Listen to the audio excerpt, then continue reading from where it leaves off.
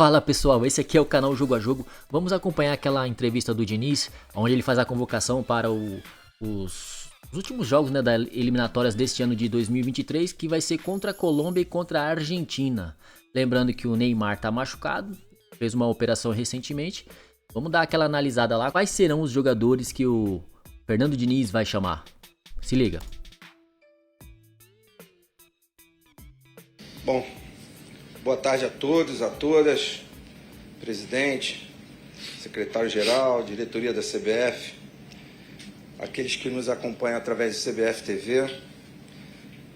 Bom, vamos dar início à convocação da seleção principal masculina. Antes de tudo, parabenizar, Diniz, você, a equipe que está aqui, todo o time do Fluminense. O Neto não pode dizer agora que o Diniz não tem um título importante. De 5 anos na Libertadores, ganhou a Libertadores feminina também, com o Arthur, técnico da seleção. Tem que aturar. Então vamos lá, Diniz, é contigo. Lembrando vocês, amanhã às 17 horas aqui, o Ramon convoca Mentiu alfinetada, seleção, né? deve ser ele aqui. Tem que aturar. O Ramon convoca a seleção brasileira pré-olímpica às 17 horas aqui nesse mesmo lugar, tá bom? Vamos lá, Diniz. Primeiramente, boa tarde. Obrigado, Rodrigo, pelas felicitações. Vamos dar seguimento aqui na convocação da seleção brasileira para esse terceiro momento das eliminatórias, jogos contra a Colômbia e a Argentina. Goleiros: Alisson do Liverpool, Ederson, Manchester City, Lucas Perry, Botafogo. Bom. Laterais: Emerson, Tottenham, Carlos Augusto, Inter de Milão, Renan Lodge, Olympique de Marseille. Zagueiros: Bremer, Juventus, Gabriel Magalhães, Arsenal, Marquinhos, PSG e Nino, Fluminense. Meio-campistas: André, Fluminense, Bruno Guimarães, Newcastle, Douglas Luiz, Aston Villa, Joelinton, Newcastle, Rafael Veiga, Palmeiras e Rodrigo, Real Madrid. Atacantes: Endrick, Palmeiras, Gabriel Jesus, Arsenal, Gabriel Martinelli, Arsenal, João Pedro, Brighton, Paulinho, Atlético Mineiro, PP, Porto, Rafinha, Barcelona e Vinícius Júnior, Real Madrid. Mano. Bom, tá aí a lista. Se a gente puder já emendar direto com a entrevista coletiva, aqui nós estamos O único que é unanimidade aí que eu vi aí é o Vamos lá. Hendrick. Eric Faria, TV Globo, Sport TV. Tô aqui, ó, Fernando. Vamos ver as justificativas. Esquerda. Vai lá, Bom, Eric. tudo bem? Boa tarde. Parabéns tarde. aí, Marquinhos e todo mundo da comissão técnica, Wagner, Dudu, Fernando, pelo título. Fernando, muitas novidades no ataque, né? Assim, vários nomes, talvez seja a sua lista com mais novidades e destacar principalmente a chegada do Hendrick, um menino muito novo, já alcançando a seleção principal. Eu queria que você falasse dessas mudanças todas, principalmente no setor ofensivo, por que você resolveu dar tantas boas oportunidades para a molecada? O Hendrick tem que ser a 9. Primeiramente, obrigado. E no caso do Hendrick, especificamente, é um jogador que tem potencial para ser um daqueles grandes talentos. A gente não sabe se isso vai se confirmar ou não. A convocação não é uma pressão, é um prêmio e também uma visão aí de futuro do que esse garoto pode ser. Um menino nascido em 2006, conseguir produzir o que ele produz há muito tempo me chama muita atenção. E nesse momento específico da convocação, ele vive o seu melhor momento jogando contra as grandes equipes aqui do Brasil e conseguindo se sobressair. Então a convocação do Hendrick e de mais alguns, ela aponta um pouco do que pode ser o futuro. Esse apontamento não quer dizer que é uma confirmação. A confirmação só vai vir com o tempo e depende de muitos fatores para que haja essa consolidação desses nomes para frente. Boa. Diniz, aqui na sua frente aqui, Pedro Ivo ESPN, tudo bem? Pedrão. O Eric já fez uma pergunta sobre quem está na lista. Eu queria te fazer uma pergunta sobre quem você gostaria que estivesse na sua primeira e acabou sendo sacado ali minutos antes por conta de uma investigação na Inglaterra, que é o Paquetá. A investigação não andou. A gente não conseguiu identificar nenhum provas, acompanhando o noticiário, a coisa meio que está travada. Ele voltou a ser debatido em uma pré-lista sua, você está pensando nele, já é a sua terceira convocação, você já está indo para 6 jogos sem ele. Você está pensando? E só uma duvidazinha minha, foram 3 laterais apenas. Por que não 4, você 3, ou se teria algum motivo específico?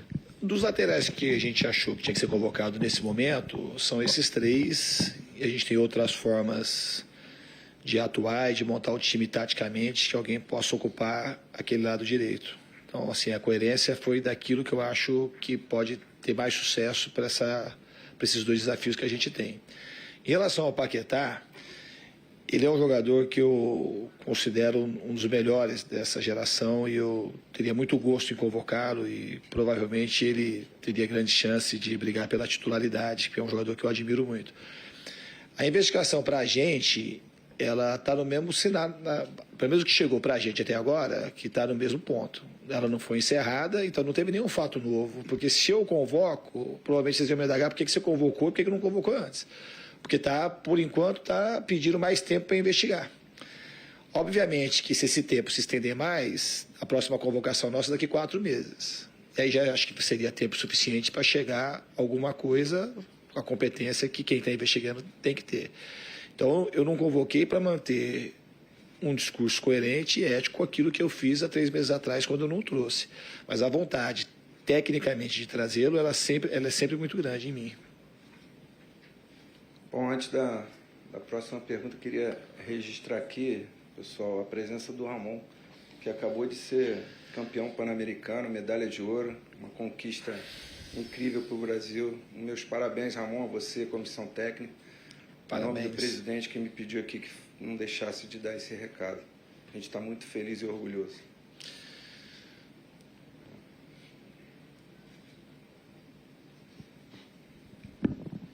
Essa convocação não tinha como não chamar o Hendrick, né?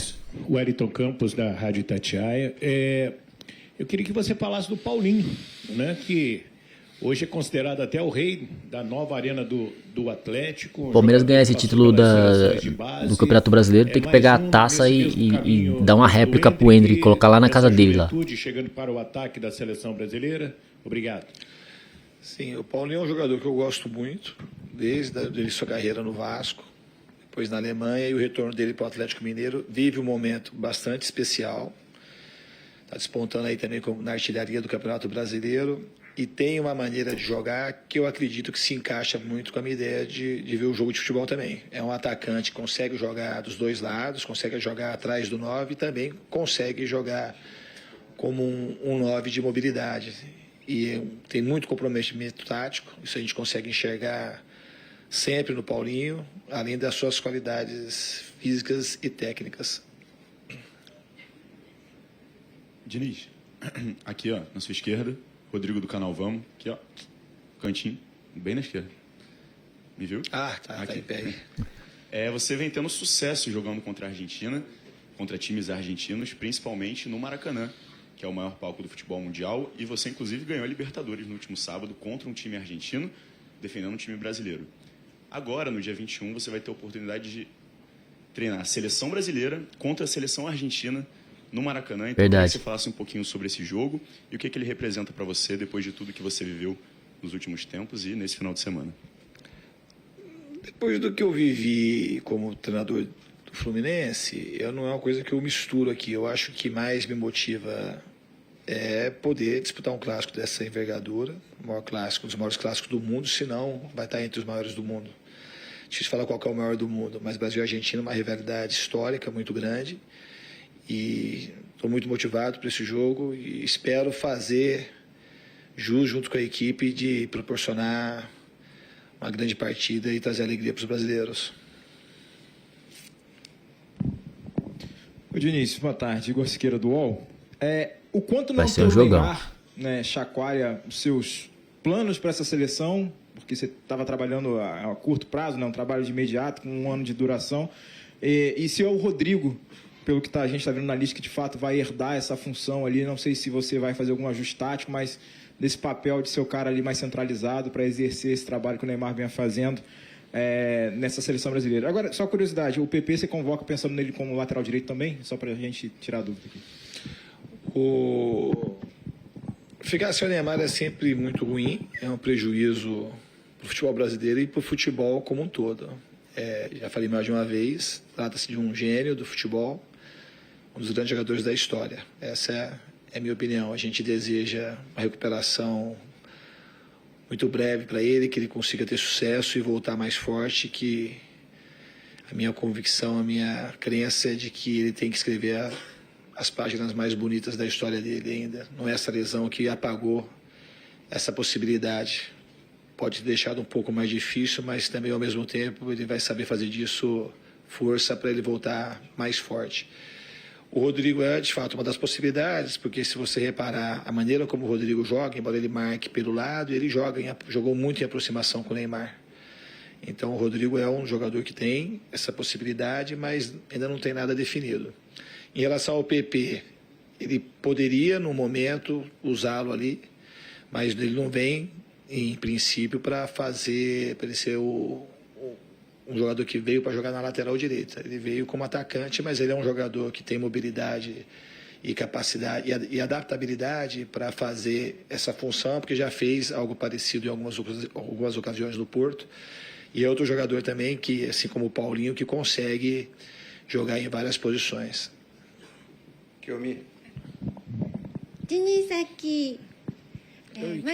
Essa tá sempre em todas as coletivas. Obrigado. Kiyomi Nakamura, TV do Japão e de News. Não só Libertadores, mas na conquista grande, o que você ganha além de taça e pelo caminho de conquista, o que é mais importante além de esquema tático, técnica de jogadores? Eu acho que quando a conquista é sempre muito importante, todo mundo trabalha para conquistar os campeonatos, as grandes taças. O que eu aproveito nesses momentos é para falar aquilo que eu defendo durante uma vida inteira, que o Boca Juniors não é um fracassado porque perdeu, e se o Fluminense tivesse perdido, eu também não ia me considerar um fracassado, embora muita gente da imprensa, porque vocês sabem que é assim que funciona, e mais as mídias sociais, iam achar um monte de defeito e tentar colocar aquele rótulo de fracassado em quem perde. A gente tem essa cultura que eu luto para que ela mude, pelo menos a minha contribuição eu procuro dar, que a gente tem que apontar o dedo para quem trabalha direito, com honestidade, com integridade, com ética, e não quem ganha uma taça, uma Libertadores ou, quiçá, um campeonato do mundo. Isso não quer dizer que a pessoa é melhor que as outras, quer dizer que ela ganhou naquele momento. Nem sempre o melhor ganha. Nem sempre aquele que faz o melhor trabalho sai com a taça. E muitos trabalhos, mas muitos, inúmeros trabalhos, eles são desvalorizados de maneira muito injusta e cruel. A gente vive numa sociedade que premia o dinheiro e premia só o primeiro colocado. Então eu garanto a vocês que se a gente não tivesse vencido a Taça Libertadores, hoje a gente estaria lá remando, procurando achar onde tem os problemas para poder melhorar e evoluir. E essa tem sido a minha vida, a maneira que eu vivo e a maneira que eu vou continuar vivendo e é do jeito que eu quero morrer e quero que os meus filhos sejam assim.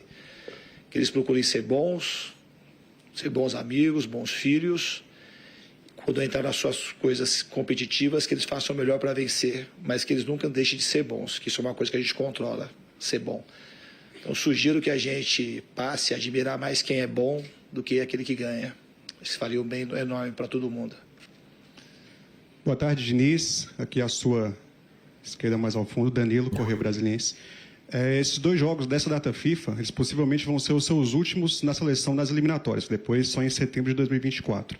Eu queria te perguntar se o desempenho em pontos até o momento está dentro do esperado, do que você esperava para passar o bastão, e se de alguma forma esses jogos contra a Colômbia e a Argentina te trazem algum tipo de pressão, pensando em deixar a seleção nas cabeças para o próximo treinador, que pode ser o Ancelotti ou quem quer que seja. Obrigado. Eu não sinto mais pressão ou menos pressão por conta que a gente teve. É o que eu acabei de falar. A gente, quando perde para o Uruguai, a gente tem muita coisa para aprender. Mas é o mesmo time praticamente que ganhou de 5 da Bolívia, que a gente não pode desmerecer, e ganhou do Uruguai fora. Então, quando a gente joga mal e perde, a gente tem assim uma vontade de querer eliminar as pessoas do caminho de uma maneira muito precoce. A gente não quer dar tempo para que as coisas aconteçam, o tempo que todo mundo precisa. Então eu não me sinto mais pressionado, nem menos pressionado. Eu não estou olhando, eu olho muito dia a dia. Para mim, final de campeonato, é todo dia que eu tenho para viver e para treinar. Eu vou fazer o meu melhor para a seleção, o tempo todo como eu fiz. Eu não tenho nenhuma satisfação de perder, muito pelo contrário. Coisa que me irrita profundamente, que eu me dedico imensamente. Para quem acompanha os treinamentos da seleção ou do Fluminense sabe que a dedicação ela é total para que as coisas corram bem. Quando elas não correm bem, eu não vou olhar para o meu trabalho e achar que ele é um fracasso, muito pelo contrário. Se o Fluminense, vou usar o Fluminense de exemplo, hoje que está aí, foi antes de ontem, afinal, o Fluminense não jogou bem todos os jogos da Libertadores. O Fluminense teve jogos ruins, mas o Fluminense foi um time que todo mundo trabalhou muito, muita gente trabalhou muito. E esse trabalhar muito levou o time com muito mérito a ser campeão, mas poderia não ter sido campeão. E o trabalho não ia ter que ser rotulado como ruim porque não ganhou, ou muito menos como um fracasso. Então, assim, a gente vai seguir trabalhando na seleção com muito afinco, com coragem, para levar as coisas do jeito que a gente tem que levar e fazer o nosso melhor. Não tem garantia de resultado, mas de trabalho justo e honesto, essa garantia eu dou a vocês todos os dias que eu estiver à frente dela. Boa tarde, Diniz. Aqui, Rodrigo Matos, do UOL. Sobre essa nova convocação de vários jogadores para o ataque, Diniz, e a gente chama a atenção também a ausência do Richarlison, né, que vinha sendo titular como centroavante. Eu queria saber se foi um entendimento que você teve de que não estava funcionando o setor nos últimos jogos, ou, enfim, o porquê da mudança e porquê também da ausência do Richarlison, se você está pensando em mudar o esquema de alguma forma, enfim. Rodrigo, assim, eu acho que mais do que o... É como convocar o Richarlison e o Endrick não. Acho que eu tenho que procurar ser justo, olhar um pouco tudo que está acontecendo. E acredito que esses jogadores que eu convoquei, eles vão ter, para esse momento, mais condição de entregar aquilo que eu estou esperando para esse momento. O Richarlison é um excelente jogador, jogou muito bem na principal competição que tem no mundo, que é a Copa do Mundo, e não conseguiu entregar aquilo que ele pode nesses jogos, mas ele não jogou mal, principalmente a primeira perna no jogo da Bolívia e nem o jogo do Peru. É que a seleção é uma seleção, então ele concorre com outros grandes jogadores. E nesse momento eu preferi convocar outros. Diniz, aqui no fundo, bem na sua direção, mas na penúltima fileira, Aline Nastari, tudo bem? Da TNT. Primeiro eu queria que você falasse do Gabriel Jesus. A gente sabe que o Arsenal divulgou que ele estava com um problema muscular. Não sei se ele viria só para o segundo jogo, para o primeiro jogo, se você chegou a se informar sobre isso e, enfim, sobre o nome dele na convocação. E queria também ouvir a sua opinião, se você concorda com um ponto que muita gente, quando fala do seu trabalho nesse momento na seleção brasileira, diz, de talvez trazer mais jogadores que te ajudariam a acelerar um processo pensando em resultados. Dessa vez você não teve o Neymar, não teve Danilo, não teve o Casemiro, jogadores importantes para essa seleção. Você pensou um pouco nisso? Eu sei que você não gosta de pensar em resultado, isso tem zero a ver com o seu trabalho, mas da necessidade de resultado na última eliminatória para a Copa que tem nesse período que você está à frente da seleção brasileira. Ali, não é que eu não penso em resultado, eu penso muito no resultado. O resultado só não é a única coisa da vida e nem do futebol, né? Eu penso muito em ganhar o tempo todo. A gente pensa em ganhar, mas assim, eu me dedico aos meios para construir o resultado. E não fico obcecado, alucinado, porque se ganhar, ganhou, é tudo muito bom, e se perder, perdeu, é tudo muito ruim. Então eu tenho uma coerência que me move de atacar a causa, né? Que é o treino e é o trabalho em si. O coração do meu trabalho é a causa e não o efeito. A gente vai correr. Acredito que quando a gente melhora a causa, os efeitos eles tendem a consistentemente aparecer no momento certo. Então é isso. Quanto à convocação dos jogadores, eu vou sempre tentar convocar os melhores jogadores para acelerar o processo. A gente tem que dar chance e a gente só vai saber... Tem umas convocações que você faz aí que só Jesus... Você vai trabalhando e vendo o que encaixa melhor ou não com aquilo que você está pensando. Então a gente precisa um pouco mais de tempo. Em relação à sua primeira pergunta, ela me fugiu aqui. Do Gabriel Jesus. O que aconteceu... Se vocês repararem, essa convocação ela está sendo hoje mais perto, não foi por conta do meu momento do Fluminense prioritariamente. Coincidiu, até foi bom por conta disso também. Mas a nossa solicitação à CBF, a gente foi prontamente atendido, a CBF ela foi muito solícita em relação a isso, é divulgar a lista um pouco mais próxima dos jogos, justamente para os jogadores que às vezes têm lesão ou aqueles que estão com saúde. Quando você convoca muito previamente, depois você tem que desconvocar porque machucou, como aconteceu aqui já algumas vezes. E na última convocação, a gente não tinha convocado o Martinelli, um jogador do Arsenal. Eles se reportaram à CBF de uma maneira sempre não muito completa, então a gente não imaginava que o Martinelli podia estar pronto para jogar os jogos que a gente tinha diante da Venezuela e do Uruguai. E o Martinelli ficou pronto para jogar antes dos nossos jogos. Então, uma das coisas que a gente fez foi aproximar mais para ter menos erro nesse sentido. E o Arsenal, por conta disso também, a gente vai trazer o Gabriel para saber quais são as reais condições, porque a gente tem 15 dias ainda para os jogos. Então a gente acredita que o Gabriel, pela lesão que ele teve, ele possa reunir boas condições para jogar. É um jogador que eu gostaria muito de contar para os 2 jogos. Então a gente trouxe para ver. Se vocês repararem na lista também, a gente tem 24 jogadores. Caso aconteça alguma coisa com ele, a gente vai ter os 23, não vai precisar fazer uma nova mexida na convocação.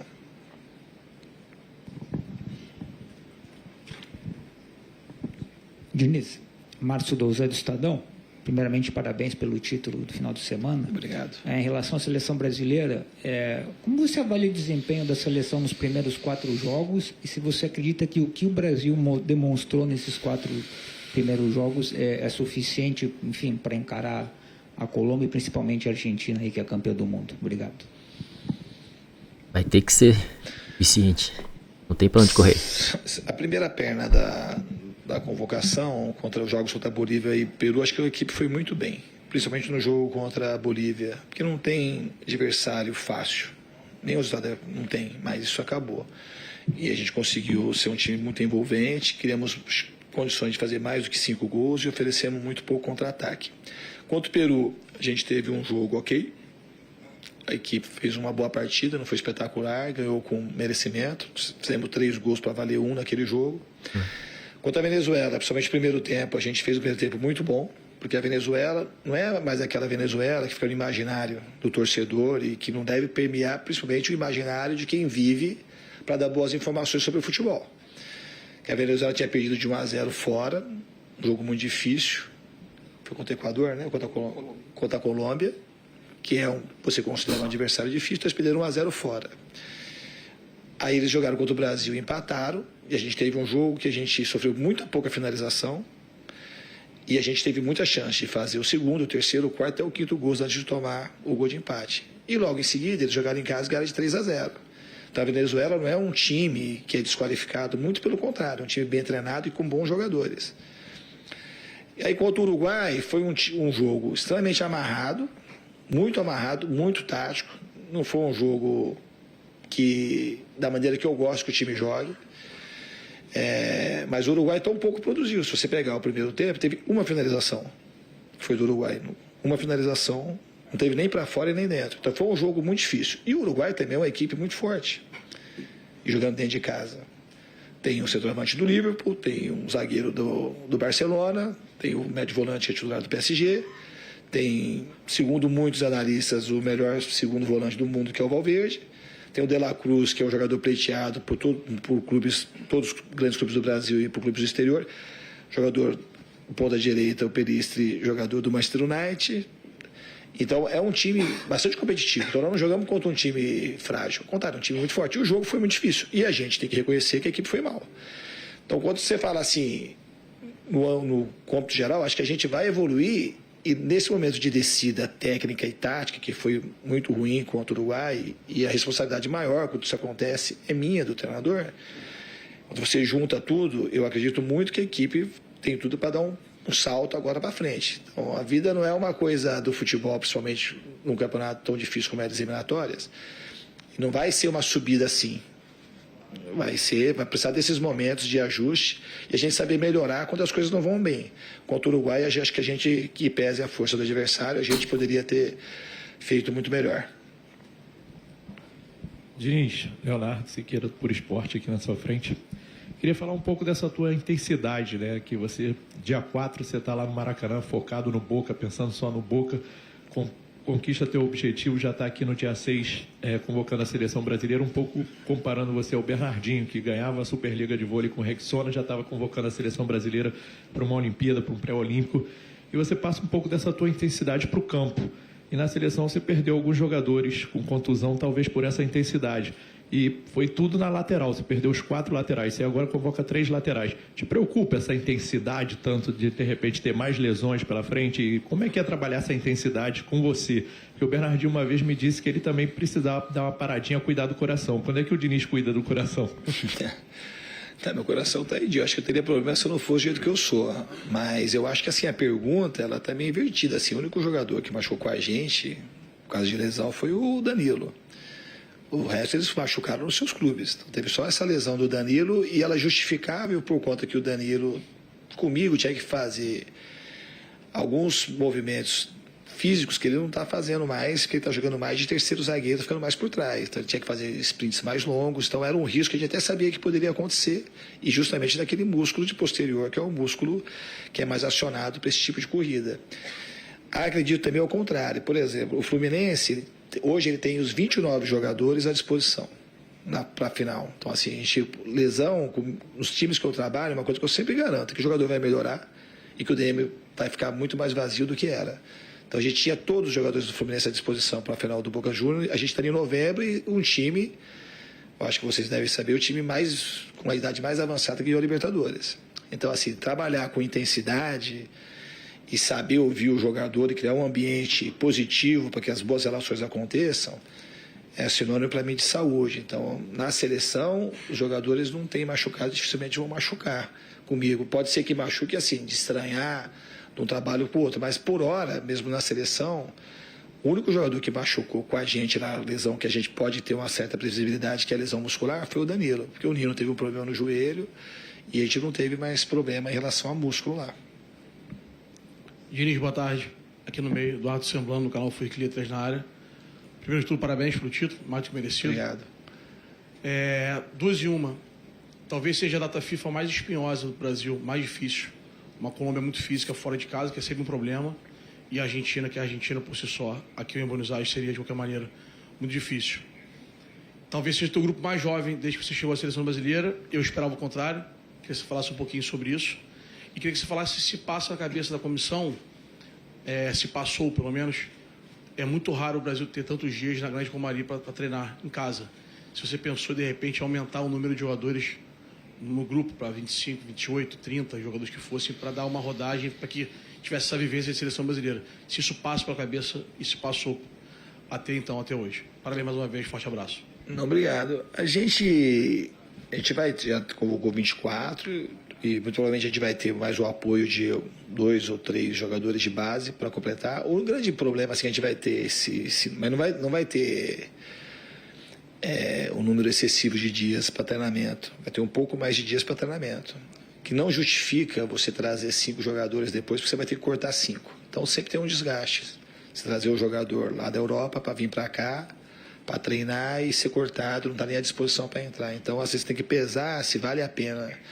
E a gente considerou que trazer mais jogadores do que a gente está trazendo, na minha opinião, não vale esse desgaste, porque é sempre uma situação ruim ter que fazer muitos cortes quando a gente vai colocar os jogadores para fazer os jogos.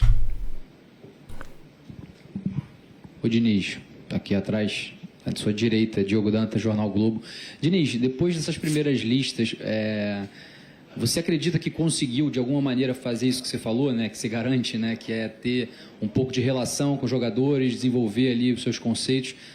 Vai ter tempo até você, digamos assim, entregar essa primeira missão para que você consiga implementar na seleção com esse rodízio de jogadores que você começa a dar sinal de que vai fazer para que eles atendam melhor os seus anseios?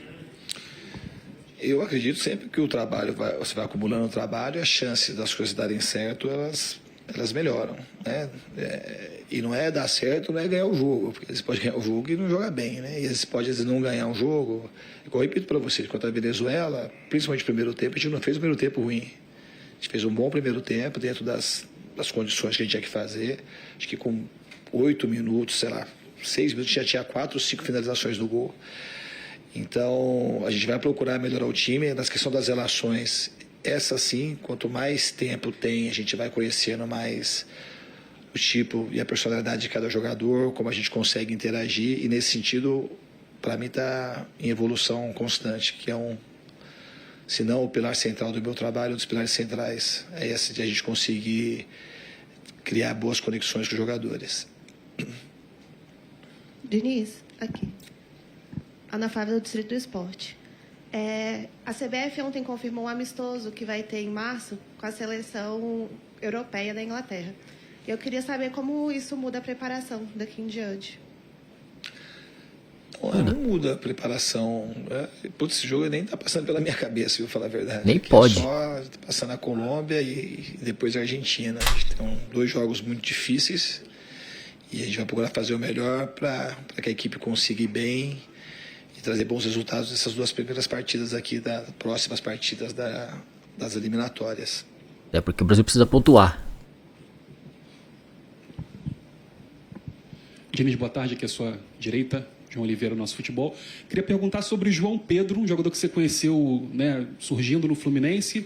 Como é que você acompanhou essa evolução do futebol dele até essa convocação? Obrigado. Então, esse é um jogador que eu lancei no Fluminense com 17 anos, acho que 16 para 17, se eu não me engano.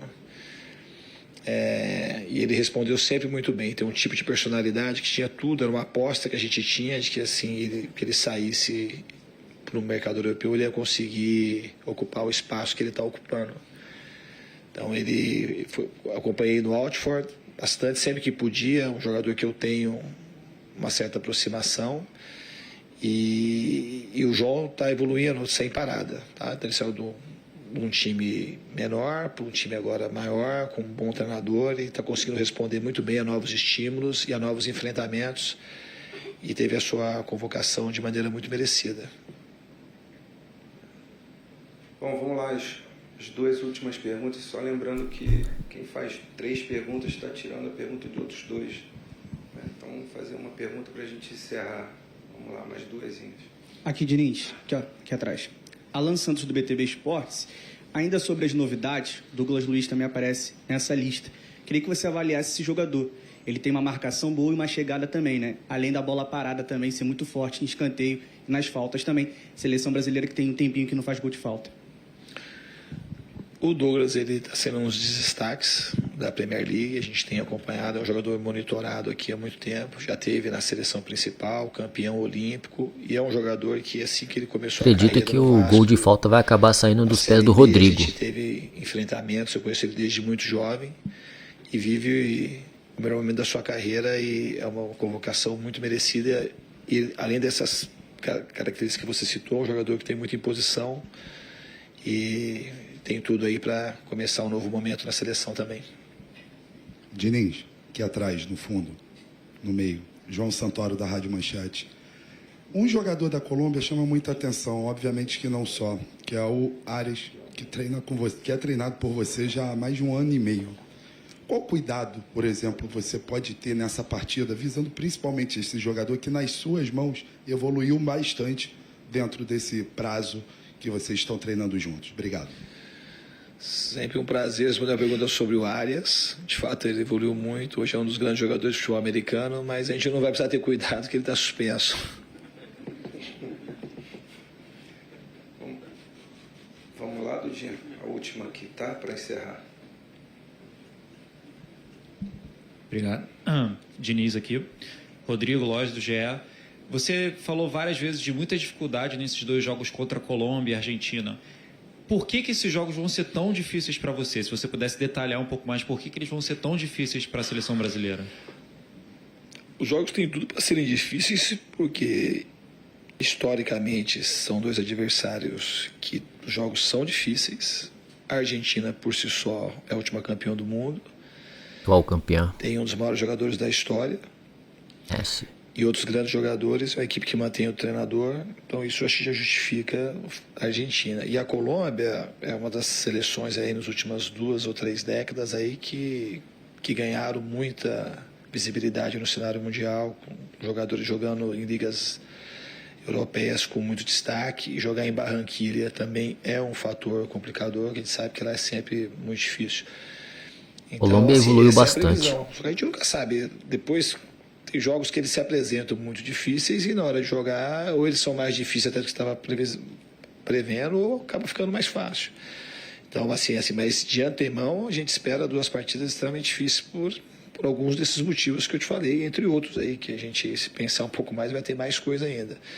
Mas a gente espera que o Brasil esteja muito forte para enfrentar esses 2 jogos. Cara, eu queria saber agora o que você achou dessa convocação do Diniz. Deixa aí nos comentários. Você trocaria alguém? Você chamaria o Gabriel Jesus? Cara, ele chamou o Gabriel Jesus e aí tá meio contundido. E aí, faz sentido convocar um cara contundido ou não? Deixa aí nos comentários quem você chamaria. Você chamaria alguém do Botafogo? Deixa aí nos comentários. Se você não é inscrito no canal ainda, já clica aqui, já se inscreve no canal. Deixa aquele joinha lá pra fortalecer o canal. Dá aquela moral pra nós. Tamo junto. Falou.